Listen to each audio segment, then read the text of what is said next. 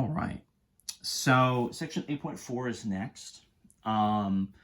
We did, an intro to polynomials. We did adding and subtracting, and so what comes next is multiplying. And we're also going to do in this section, it's not technically division, it's sort of division-ish. And it's called factoring, some early factoring kind of stuff. We'll do that at the end of these videos.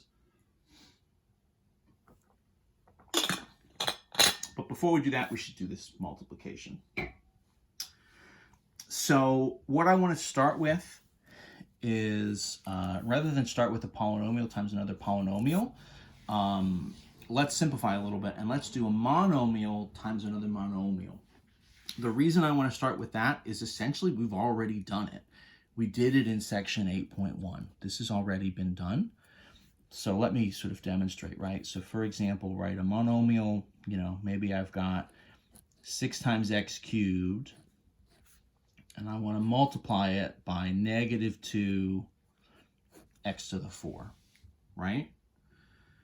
So how am I going to do this? I know already. This is just nice, like exponent power rule stuff from 8.1, right? I'm going to multiply the 2 and the 6 in front. I'm going to get a -12. And then because the base values here, the base variable is x and x, I'm just going to add those two powers together, right? X cubed and x to the 4, 3 plus 4. And so my result here is multiplication with the coefficients and then adding the powers. I'm going to end up at -12 x to the 7, right?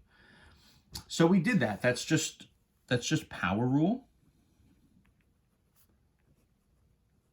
from 8.1, right? It's those exact same exponent rules that we started with to do a monomial times a monomial. So we're really just building off of something we've already done. So any two monomials are going to be something we did already. So what would we do if we expanded it? So let's expand to a monomial times a polynomial, right? So let's do 6x cubed again, but let's multiply not just by -2x to the 4, but let's do -2x to the 4 plus, 5x cubed minus x to the 2 or something, right? So this is a monomial, right, a single term, times a polynomial, times a multi-term. What am I going to do here? So the technique is really just a distribution. And then you're going to multiply the individual terms together, right? So let's just distribute, and then we'll multiply the monomials times each other, right? So what this means, we're going to distribute and multiply 6x cubed times each of these things individually. So 6x cubed times, right, -2x to the 4 plus, I'm going to kind of keep these pluses and minuses, 6x cubed times 5x cubed, and then this one's minus, so minus 6x cubed times x to the 2. Right? So all I'm doing is just distributing, right? I'm just going to take my sort of single and do the multiplication just sort of term by term. The multiplication itself, of course, is going to be the same kind of thing we were just doing with our power rule, right? So 6 times -2 is -12. Adding the powers together, 3 and 4, so x to the 7, plus 6 times 5 is 30, x to the 3, x to the 3, 3 and 3 would be 6, x to the 6, minus, this is 1x squared, so 6 times 1 would be -6, x cubed and x squared would be x to the 5, right? And that's kind of the results. What happens here if we're sort of starting with our polynomial in descending order, we end up in descending order, because essentially what's happening here is all of the coefficients are getting multiplied by 6 and all of the exponents are getting sort of increased by 3, right? 4 plus 3 to 7, 3 plus 3 to 6, right? 2 plus 3 to 5, right? That's the basics of it. That's kind of the format here, and that's the strategy. So a monomial times a monomial is just regular 8-1 stuff. If I do a single, right, monomial times a polynomial, right, expand this out, I'm just doing this like distribution kind of technique. So what happens next is if I want to do a polynomial times a polynomial. So that's when things get a little bit more complex. I'm going to do sort of two different options here. So my sort of fallback technique is sometimes called, box multiplying. I think the book refers to this as maybe multiplying visually or something like that.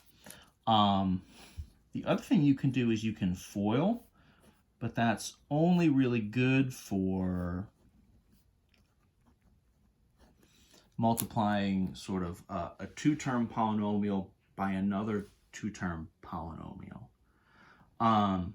So let me demonstrate this sort of box multiplication first, and then we'll maybe jump back for foiling. So let's sort of start small, right? So how about, 3x squared minus 4x times 2x cubed plus, 5x to the 2 or something, right? So this is sort of a two-term polynomial times another two-term polynomial. Pretty much the smallest polynomial multiplication we could do, right? Two terms and two terms. And so the way I like to set this up, so as box multiplication,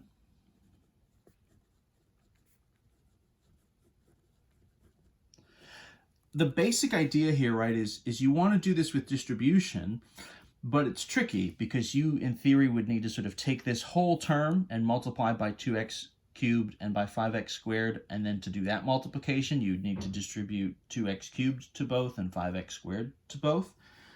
You just end up sort of drawing a lot of arrows and rewriting it a whole bunch. And so as box multiply, what that means is you sort of start to draw a box. And what you're going to do is so maybe we do 3x squared, right, and minus 4x. So maybe we do that polynomial up on top. And then we'll do 2x cubed plus 5x squared down the side, right? And the idea is you kind of draw this out. And what happens is if you sort of split into columns and rows, depending on those terms, you end up with this sort of 4-quadrant box, right? And the idea here is it just helps organize your multiplication. So what you're going to do is multiply each column by each row, right? So if we sort of start in the top corner, this would be 3x squared times 2x cubed. So 3 times 2 is 6. X to the 3, x to the 2 would be x to the 5, right? So that top is the product of 3x squared and 2x cubed. If I go sort of down from there, 3x squared and 5x squared, 3 and 5 is 15. This is sort of positive, right? X to the 2, x to the 2 would be x to the 4 in that box. Right, so I'm sort of setting myself up and multiplying every kind of column by every row. I'll do the next column, right, negative 4x. So negative 4x times 2x cubed. 2 times negative 4 would be negative 8. X cubed, and then another x, right? 3 and 1 is x to the 4, like that. Negative 4x, positive 5x. 4 and 5 would be negative 20.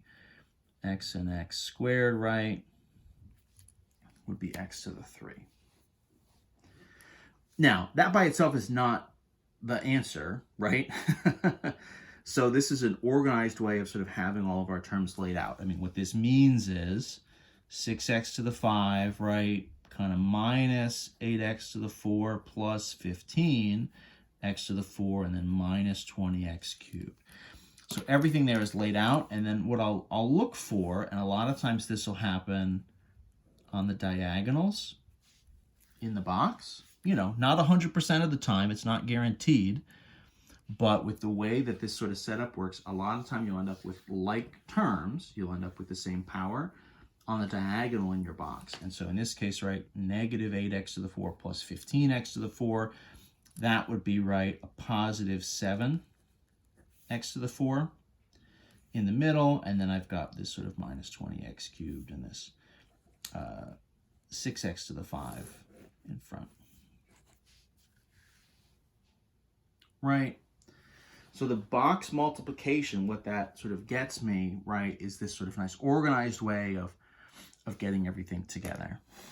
The alternate setup here, let me sort of show you the FOIL version.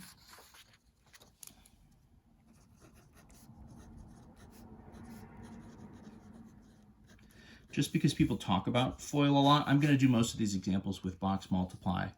But people use FOIL and kind of reference it, so I want you guys to have sort of seen it also. So 3x squared minus 4x, right? 2x cubed plus 5x squared.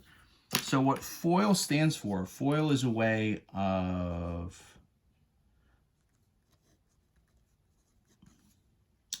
organizing your distribution and your sort of multiplication pairs. So F stands for first. What that means is you're multiplying your first two terms together. So in this case, 3x squared times 2x cubed gets us our 6x to the 5, right? That's our first term. The O stands for outer. So that would be, in this case, 3x squared and 5x squared.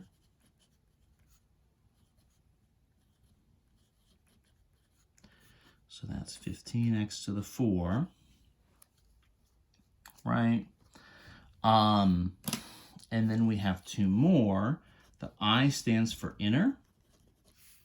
So that would be the two terms on the inside. So that would be negative 4x times 2x cubed.